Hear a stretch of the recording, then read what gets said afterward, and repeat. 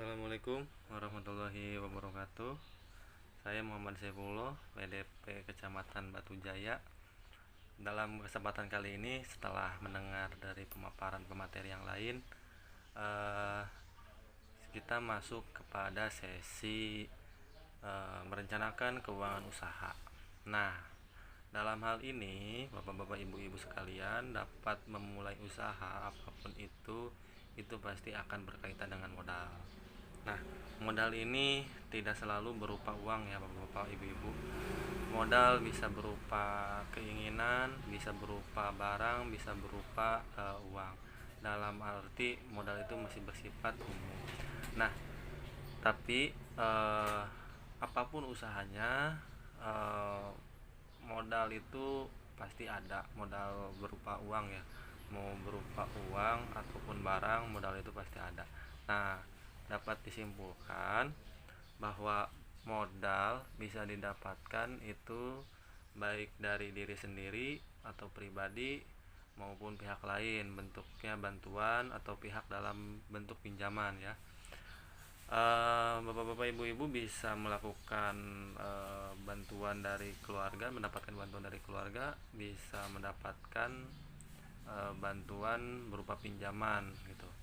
Nah, cuman kalau misalkan dari pinjaman orang lain atau pinjaman dari bank khususnya, itu akan memiliki risiko lebih tinggi karena di sisi lain kita harus mengembalikan modal tersebut, kita pun harus membayar daripada angsuran dan bunga dari bank tersebut. Usaha yang baru dimulai, bapak-bapak, ibu-ibu, ini kita harus sangat-sangat teliti karena memang usaha yang baru dimulai itu cenderung rentan untuk terjadinya kerugian. Makanya dari itu kita harus teliti dan mencermati setiap pengeluaran dan pemasukan uang yang ada, dan dipisahkan juga antara uang modal dengan uang penghasilan. Nah, dari uang modal tersebut itu tidak boleh dikurangi gitu. Adapun dari uang hasil tersebut itu baru bisa digunakan untuk keperluan pribadi ataupun keperluan keluarga dan sebagainya. Nah, lalu kemudian kita masuk kepada sesi praktek ya. Kita akan mencatat bagaimana pemasukan, baik pun modal, pengeluaran dan sebagainya itu kita catat sehingga selisih daripada modal itu adalah keuntungan untuk